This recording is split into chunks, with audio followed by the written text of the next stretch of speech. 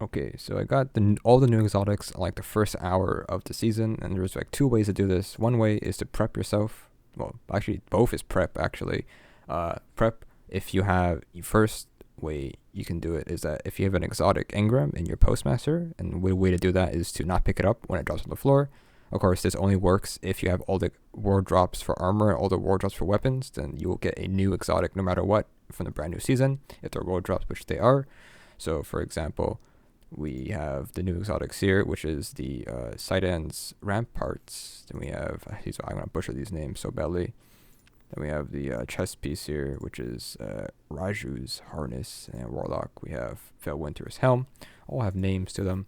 And the second way to get these exotic drops easily is that if you prepped yourself from last season, again, if you do not claim any of the exotic engrams from the season pass from last season, because you are able to redeem them still from the website. If you, it's like one of those fail-safe. If you missed when the season pass disappears, you're still able to reclaim them on the website. All you need to do is go to the website. I'll have the link in the description. It's pretty simple. Here, I will get this open. Here it is. So here is what it looks like. Pretty much, you will have access to your previous season. As you can see here, you can previous season. You can still go back to Vex Offensive. Maybe I don't know if that's true. But it's pretty simple. You can go back, choose your character. So like for example, I'm our Titan, and right now I didn't claim all the armor. So I can see there's armor here, which I haven't claimed yet, and there are exotic engrams as you see here. So there was still one more exotic. I'm not gonna claim it now. I don't know if I need to. I still haven't claimed the symmetry from last season, from the free pass. You know, that's how much I don't care most of the time. There's reasons why we don't do it, but basically you can go to the season pass here. I can do an example. We can claim an armor piece if we want. It's no big deal, but we should have another exotic. So here, for example, when you claim this, it will give you an exotic from an exotic you don't own, as it says there. Contains a new exotic if any remain to be collected. Otherwise, it will contain a random piece of exotic armor. So, like for example, if we go, I don't know if I can time this correctly, but if we can go and say, okay, well, we haven't claimed this armor. So like click on this, double click, and you click claim. As you can see, we claimed it, and you can see it pops up, and we claimed it. Pretty simple. So that's what I did for all the armor pieces. So we're gonna go through and show you guys, if you don't know or haven't seen them yet, go through the armor pieces for each class as we own them all.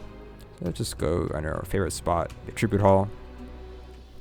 So for the Titan's gauntlets, I don't know how to use this game. We have CITAN'S Ramparts, which is you and your allies can shoot through your towering barricade, which has reduced health and duration. So it lasts shorter and has reduced health. I can't really test the health, but we could say barriers got an increase in health by 600, and I think, I don't know, it might have got reduced to maybe like, let's say like 450 or 500. I don't know, but it's around there.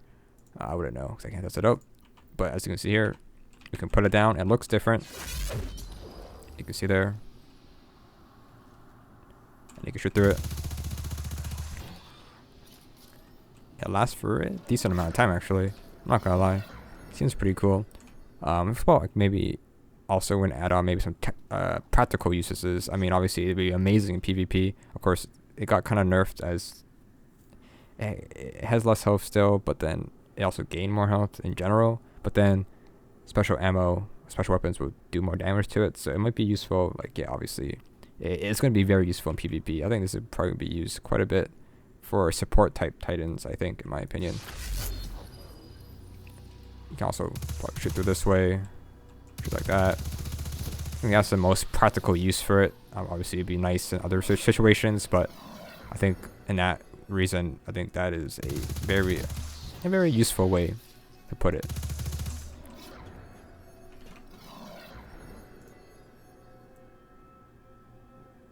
But yeah. Okay, next up we have the Warlock one, which is FELWINTER'S Helm. It's a pretty interesting one. It's pretty long text. Any arc, solar, or void melee kills create a burst of energy that weakens nearby enemies. Finishers and kills against more powerful enemies increase the radius of the burst and the length of the weaken effect. So when it says void, solar, or arc kills, it has to apply the melee ability. So right now I'm using Devour, which is not a good idea. as Devour is not like a guaranteed always a kill. So for example, melee abilities you want to use would be the Arc Strider one, or not Arc Strider, right? The Arc, what is it called? Chaos Reach. That one's pretty good. I'm sure that will proc Ball Lightning. Obviously, well, Arc Web would be pretty good too. And then for Dawnblade, probably the this one, Celestial Fire for top tree. These would be pretty good for it. And obviously, you know what Weakening does? It basically gives like a deeper like melting point. So for example, when we melee, oh, I switched classes. Wow, that is very sad timing. Oh, sad. All right, well, we'll just go to Dawnblade. Yep. Okay, well, that little mess up there, but if we use Celestial Fire here, I don't know what happened there, but as you see, we got a debuff applied. So when we actually attack the enemies, they will have crit spots everywhere. Of course, it doesn't last that long on if you just use a melee ability. So for example, we use a finisher, it has a bigger radius, and as you can see, it lasts a lot longer. So you can see that debuff application there. They take a lot more damage than normal, and they last a lot longer. As you can see, it still has yellow damage numbers. And it lasts for very long. Finishers is probably the way to go for this one. Good against bosses, or just using a finisher using a finisher next to a boss. It is probably the best way to do it. I don't know why my Celestial Fire did that. That was super weird, in my opinion. There we go. And I applied it again, so you can actually apply a long range weaken effect by just shooting your Celestial Fire, which is pretty cool. So yeah, that is one cool thing to do about it.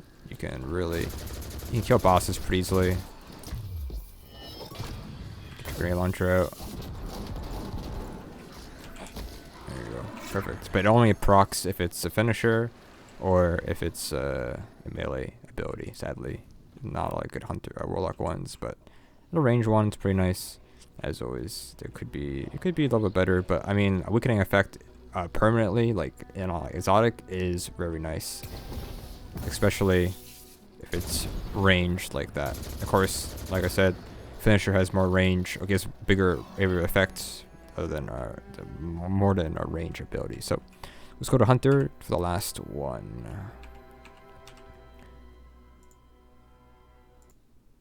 Okay, so now with the last exotic for the hunter, which is RAIJU'S harness. RAIJU'S harness only works with your Whirlwind Guard super. So that's the middle tree Arc Strider class. While it's active, Guardian consumes less super energy, and you can press F to deactivate your Whirlwind Guard early and save super energy. So this one's a bit weird. There's a couple uses for this one, in my opinion. It's not a lot, but I mean, there's a little bit here and there. As you can see here, we'll bring up these enemies here real quick. None of them's gonna shoot us, it doesn't really matter, but you can probably just do a duration test actually. So before we start this one, we can probably see how long it takes to drain our super. So we're gonna guard.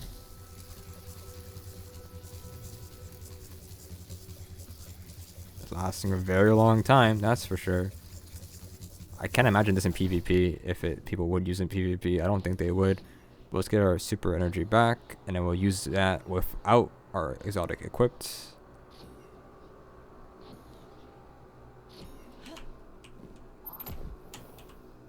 Unequip it. Yeah, we're gonna flux.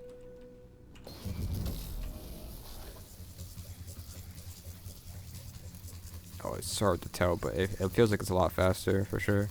Obviously, if you get shot, obviously it'll go down faster. So I guess hard to test just like stable or just not even using it or not getting hit. It would be a big difference for sure. But like I said, the other perk with it is if you press F again, you get your energy back. Not too much back. You see, you get like 1/4 back if you had a full bar.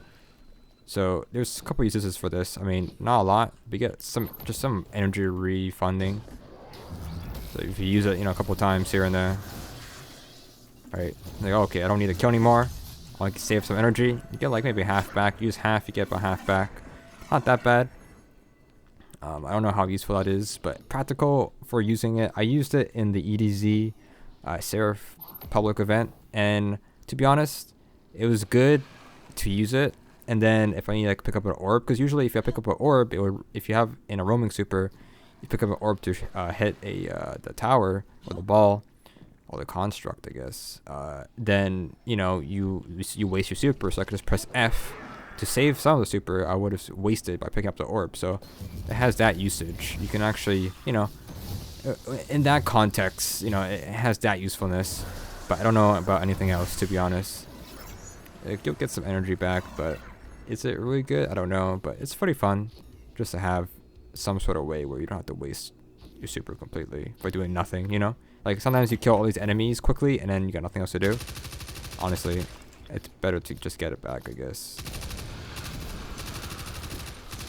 I guess we can also talk about Matchstick Boy Matchbook. So for this gun, interesting. I honestly don't even know what it does. I know it has 100 in the clip and it shoots at 720 RPM. All I know is that if you hold down the trigger, it overheats, increasing damage, but burns the user. But I learned that you will not die from using this weapon. So if we use it a lot,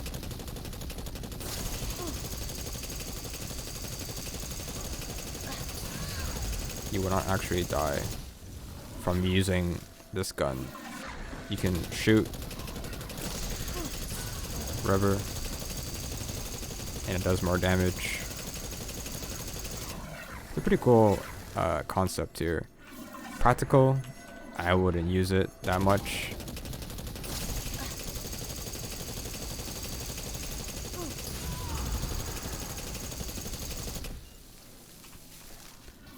I honestly didn't even read what it does. So I don't even know what I'm talking about anymore. Only thing you gotta know is that it's slow, has a very slow reload because of this. And if you are hip firing, you will not get heat up that quickly. It does 544 to the head, and it does double damage when you heat it up. So that's one good. I mean, double damage for a fast. That's not bad. And you can do double damage faster if you hold it down, right? That's not a bad deal. It might be like it's bad to what do you call it? Aim down sights, but it's also actually good as you do more damage and you can do more damage faster. Instead of wasting a bunch of bullets, you can actually increase your damage quickly by aiming down the sights. So it might be not a benefit, but it is a benefit, as you get to do more damage quickly and faster when you aim down sights. Of course, if you don't want to take damage, then you don't want to do that kind of stuff. But with Hunter, you can reload quickly and go back to the damage if you want. But I don't know. It's interesting. It's an interesting gun, nonetheless. But I think that's it for all the exotics, right? Except for the new ones, like the exotic quest for the shotgun and the machine gun. Of course, you don't have that right now. This is the first day, first week. So, but that's pretty much all the exotics there, and we played around with them. I don't know. They're okay. I like the Titan one, I think, the most, but maybe the Warlock one might have some usefulness compared to all the other ones. The Warlock one has the best exotic for PvE and stuff, for sure. Not so sure about PvP though. It might work in PvP, but I don't really know. It might not. But yeah, that's pretty much it for this one. It's pretty fun. Exotic stuff here and there, but we'll see.